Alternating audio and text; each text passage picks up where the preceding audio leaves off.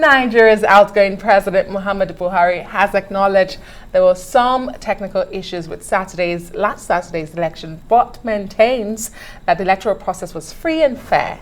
He said the declared winner, Bola Tinubu, from the governing All Progressives Congress, was the best person for the job. In his victory address, Mr. Tinubu urges his rivals and the nation to unite amid escalating tension between the APC and the main opposition parties. He's accepted that there had been some lapses during voting, but insists there were few and far between and immaterial to the final outcome. Absolutely. Well, the hotly contested election between the three main parties, of course, it still is. It's the closest it's been in years, but some say that the PDP and the APC failed to get the constitutional 25% requirement in the Federal Capital Territory and so cannot win the election. These comments have ignited a conversation and more controversy. Well, let's try and understand this. We're joined in the studio by Emmanuel Ogebe, who's an international human rights lawyer and something of an expert on Nigerian election law. Thank you very much indeed for joining us. Is it, in your assessment, going to be up to the courts to decide the interpretation of that part of the Constitution that deals with the FCT with regard to elections, or is there enough there for it to be explained in just plain language and it doesn't have to end up in court? Well, Charles, all elections in Nigeria tend to end up in the courts, and I've always said that there are two institutions that midwife elections in Nigeria, INEC and the courts. INEC basically creates the mess and the courts have to clean up after them. And so clearly this is going to go to the courts. Now, with regard to this specific provision, it is quite intriguing because in normal understanding of plain English, that requirement has not been met, which is that 25% of the FCT should also have been met in the threshold to qualify. And that hasn't happened in this case. However, in legal reasoning, sometimes you find that the language of the law is not the same language of the average man. And in this case, it has to be resolved by the court, either of two ways. Either by conjunctive reading of the text or disjunctive reading of the text. Reading it conjunctively would imply that Abuja is part of the 25 states plus Abuja. Reading it disjunctively means the states and Abuja. Right. Now, there are certain schools of thought in election law jurisprudence that say Abuja needs to be treated as a state. But the people of Abuja are like the people of Washington, D.C. Yeah. They don't have statehood, and they're desiring statehood. So it would be unfair to them to be used and treated as a state only for electoral purposes when they literally do not benefit from the democracy that we have. For example, Abuja, the people in Abuja voted in this election, but next week they're not going to have elections because they don't have a governor and members of the House.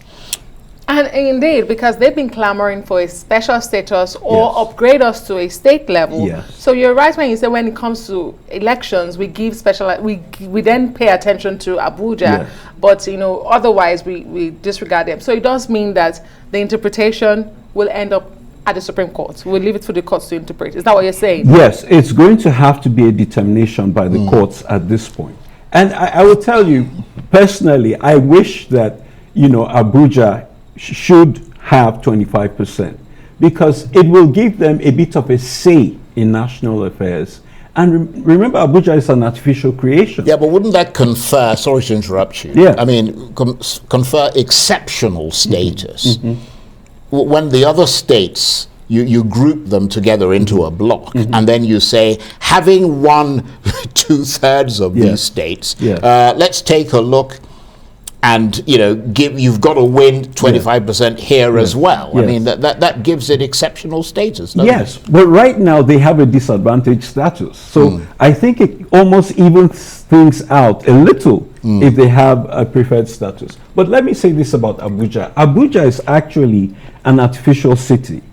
And it is probably, like Lagos, one of the most Nigerian cities. Right. Maybe even more than Lagos. Because there are Lagosians who believe they're indigenous and lay claim to it. But Abuja is all of us. So it almost is fair to have like a casting vote that makes everything okay. But I agree that it provides Abuja with enormous power. Something we shouldn't forget, though, is that this constitutional requirement is for the first election. And so if the first election doesn't meet that threshold and you have a runoff, that requirement is no longer But obviously we're talking necessary. about the first election, aren't Yes. Yeah. But when you describe, I mean, if we're to interpret this, obviously, those against it are not looking at the English interpretation of the phrase "and." But does it not mean that you must win the Federal Capital Territory to become the president of Nigeria, to give it that spread that the Nigerian president is voted by all across a particular spread, including Abuja? Isn't that what this is saying? I mean, must win. Do you think so? Well, here's the thing. Ironically, this issue has bedeviled Nigerian electoral jurisprudence for decades. In the 79 elections, it went all the way up to the Supreme Court what the definition of 2/3 was. And so the courts have created a formula, a mathematical formula, that actually explains how that ratio is met. So to you and I, to the average listener, you think that it means specifically that Abuja must have 25%. But with the formula that the courts have created, there's actually a numeric value that is attached. You add all the states together and come to a That's a numeric very good point, because I'm looking at a senior advocate of Nigeria has sent me that mathematical thing. He says, he titled it Maths 101. Says two-thirds of 36 states is 24. Two-thirds of 37 is 24.33. And that would not be admissible unless you see Abuja as the 33, the point 33. Yes, and the concept and the reason, the rationale behind this is equity and fairness. And I would like to compare it with the situation in the US where I'm based, which is, this is Nigeria's equivalent of the Electoral College. Except that, in fairness to Nigeria, this is one situation where our own provision is fairer than in the US. The Electoral College in the US was supposed to provide southern slave-owning states with a little more leverage in determining who the president of the US was. And it's become anachronistic because you now have a split between who wins the popular vote and who wins the Electoral College, and sometimes it's not the same thing. So in Nigeria, it actually, I think, is a better model in Nigeria to have this requirement than the Electoral College in the US. And I think that this is a test case to really let us know whether Abuja is again going to be taken for granted. Because it is, I think, unfair to the people of Abuja not to have self-determination status. And I think it's only fair to them to at least be able to have a determination status in the presidency. Yeah, but I think the really critical thing here, which is why this is just so interesting, but also so a little bit nebulous, I mean, is the fact that if you describe Nigeria, and that's, I mean, you understand the Constitution more than most of us. If you describe Nigeria and you don't specifically mention FCT, wouldn't you be leaving out a component part of Nigeria? That seems to be the only reason, according to some logic, why it's mentioned. You see what I mean? That's the reason why. So if the opposition go to court on this, it'll be good, I mean, obviously for a finer definition to be given, but if this is the only point they want to make, is it likely to work or not? Well, here's my response to that. All election cases in Nigeria tend to be litigated, and we have, except for the 2015 case where President Jonathan conceded. Now, here's the thing with regard to this particular election. I will give you my own personal example. I flew in from Washington to Nigeria to vote. And with the cash crunch and everything, I drove all the way to my home state to vote.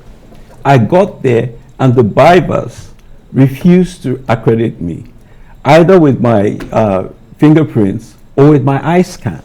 And so I already felt disenfranchised. Right. And I came all the way back to Abuja. You can imagine how I felt the next day when we saw that the results were not even uploaded for the people who actually got to vote. Now, I will say this, I voted in 2019, and I can tell you that literally all the people I know who traveled to vote in 2019 didn't travel to vote this time because they had no money. So what I'm saying is that a lot of people were disenfranchised because of the cash crunch. Now, is that justiciable for them? In other words, can they sue the government and say, hey, you denied us the opportunity because we had no money and we didn't have an input? Then when we link it to the issue of Abuja, the people lined up in Abuja, someone in my compound didn't get home till 11 p.m. Because he waited to vote. And if we cut out Abuja from determining the presidential election by saying, well, you know, you don't count, then we have disenfranchised them significantly. And like I said, already they have only one election day, which is the presidential election day. They don't have the governorship day. Right. So that's stealing, that's actually disempowering the people of Abuja more. It does look like simple logic, but again, in Nigeria, we make everything look like rocket science. But I wanted to ask you, because you talked about elections and litigation, except for the 2015 election. So when it comes to Nigeria elections, the people decide first, then come the justices. Yes. Where does that leave the process? What's the relevance of the voting process? Yes. Where does that leave that? Yes. This has been called by an American jurisprudentialist the tyranny of an oligarchy. When you have a court of 12 or a court of 9, as they have in the US, decide an election for, you know, hundreds of millions of people, it appears unjust. Now, as you know, elections in the US are generally not contested until we had Trump, who filed over 50 lawsuits claiming election fraud. And lost most of them. He lost all of them. And even his lawyers, you know, are facing disciplinary charges from the bar. Mayor Giuliani was fired by, suspended by the New York bar. So it's not something that happens often there. But in Nigeria, it comes with the territory. Today I was on the phone with the retired Justice of the Supreme Court, and he laughed. He said, listen, this happens all the time in Nigeria. This is to be expected. Now, I want to clarify that judges, generally, appellate court judges, usually don't want to tamper with the decision of a lower court judge. And the rationale is this. The lower court judge takes evidence from witnesses, and so he has a first-hand grasp of the demeanor of the witnesses and so on and so forth. So before you overturn his findings, you have to be sure that he really erred in law. That same principle applies and is extended to election appeals. The justices actually take it very seriously and say, look, millions of Nigerians voted, and before we annul their votes, just this handful of us, let's be very sure that this reached an egregious level that would make for an overturn. Now, in 2007, there was a really horrendous election, and that case obviously went to court. And the judges had to look, and And the standard is, was there substantial non-compliance? What was intriguing in that case is that one of the contestants, I won't name him, shot himself in the foot because he said, I was excluded from the election.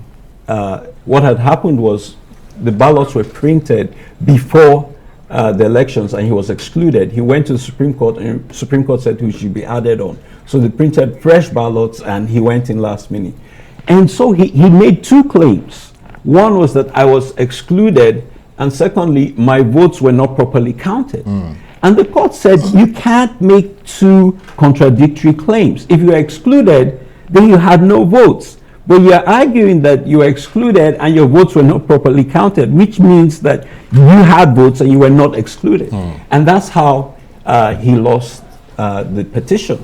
So the litigation is very technical and it takes a lot of lawyering. Right. The second candidate in that election lost his petition, and you will not believe why. In their petition, they had two sets of complaints. One was criminal in nature and one was civil in nature. And so in law, you have two standards for criminal and civil.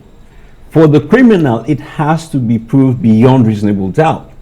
For the civil, it has to be proven on the balance of probabilities. And so that candidate, his lawyer went into court and said, you know what, I'm abandoning all my criminal allegations that we filed. And because of that, most of his case was gone. And the determination was on the civil allegations, which was on the balance of probabilities. If I hear you correctly, are you saying it's impossible to upturn an election such as the presidential election in Nigeria because it would be difficult to prove? Because we have a situation on ground where the major opposition political parties boycotted the collation of results because they felt the election was a sham. And, one of them, the Labour Party, today has said, we are heading to the courts. But when I hear you speak, I'm not a legal person, but you seem to say it is almost impossible to upturn a presidential election in Nigeria. Yeah, it's a difficult standard to meet, but again, with good lawyering, it can be met. The judges, again, have to be careful to toy with what is believed to be the expressed opinion of tens of millions of Nigerians. But there's also got to be a very clear, very almost narrow interpretation of the law, isn't there? Because the opposition parties are saying very clearly that there is a fundamental violation of the law here. That this is what the law requires. You've got to upload this. There's specific things that need to be done. And if those conditions are shown to not have been met, then it would be extremely difficult. But you're a lawyer, so you know some of these things. There are also other circumstances that are taken into account, aren't there, by the justices? Absolutely. Now, here's a quick illustration here. One of the fascinating things about this election is that Peter Obi is in this election. Now, Peter Obi, in his gubernatorial race, lost. And he challenged it in court and became the first governor in this dispensation to reclaim his mandate through a court. Yes. And so I imagine that given his legal industry and dexterity in overturning that election and getting the governorship, that he has a track record of being able to pull that off again now. And with regard to some of the complaints we've seen in these elections, clearly at this point it is so clear that there have been violations of the law, of the electoral law, and there have been violations of INEC's own guidelines. Now, of course, there are arguments on both sides. There are arguments of people who say that INEC guidelines are not law. But what the electoral law provides is that INEC must follow its own guidelines. And I can illustrate it this way. some of the pre-election matters involve parties who lost primaries. And when they go to court, they say, hey, our party has its own constitution and its guidelines for this process in the primaries, and they were not followed. And the courts pay attention to that. Right. So you cannot come around and say, if a party's own guidelines were violated and the law looks at them, we cannot turn around and say that INEC's own guidelines should be disregarded by INEC. Absolutely. You know, the referee shouldn't change the rules. That's a in the very middle good of the point. game. We've got about 30 seconds before we have to go. It's been fascinating talking with you. But just very quickly, a challenge now very likely, because they've said they're going to court. Yeah. There is a timeline for when a challenge must be lodged. But is there also a timeline for when a court must make a judgment? Yes. So what has happened is, because a lot of litigations went for so long that sometimes someone would get victory 3 years after his tenure and end up serving for only 1 year. There was a constitutional amendment to limit the time that these cases could be heard. Now, that has had two effects. One is that it kicks the citizens and their cases back to the end of the line and prioritizes political actors over, ordinary citizens in the quest for justice, which is an unfair outcome. But the other unfair outcome is that certain courts and judges have said, time ran out, so we're just ending this now. So it has its pluses and its negatives. Right. Okay. I want to thank you very much indeed. Really very enlightening talking with you. Emmanuel Ogebe is an international human rights lawyer and an expert on Nigerian election law. And I can see why you're an expert. Hey, you're too kind. Thanks, Charles. Adesu, you guys are doing a great job. Thank you very much indeed.